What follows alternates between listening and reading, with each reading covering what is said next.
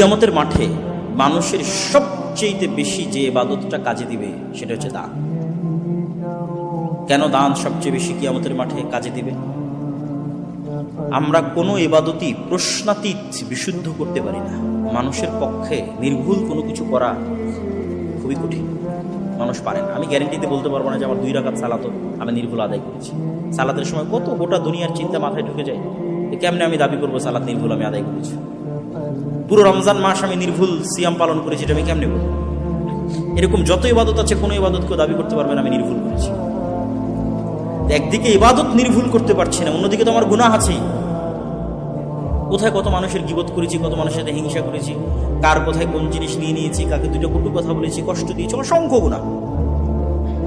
এই প্রত্যেকটা জিনিসের ব্যাকআপ হিসেবে কাজে দিবে কিয়ামতের মাঠে দান। আল্লাহ ওই বান্দাকে খুব বেশি পছন্দ করে, সে যখন কিছু খায়, খাওয়া শেষে সে পড়ে আলহামদুলিল্লাহ। সে যখন কিছু পান করে, পান করার পরে সে পড়ে আলহামদুলিল্লাহ।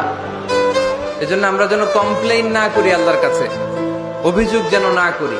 আমরা সুখে দুঃখে সব সময় পড়বো আলহামদুলিল্লাহ। কি পড়বো? সবসময় চিন্তা করবো আমাকে আল্লাহ কি দিয়েছেন, এটা চিন্তা করবো না আমাকে আল্লাহ কি দেন না। আল্লাহ পাক আমাকে সুস্থ রেখেছেন, নিরাপত্তা দিয়েছেন, আমি খাচ্ছি, পান করছি। এই যে নিয়ামত, আল্লাহ পাকের যে অগণিত নিয়ামত, এটাকে স্মরণ করা এবং সে অনুযায়ী শুকরিয়া আদায় করা। আল্লাহ পাক সবাইকে শুকরিয়া আদায় করার তৌফিক দান করুন।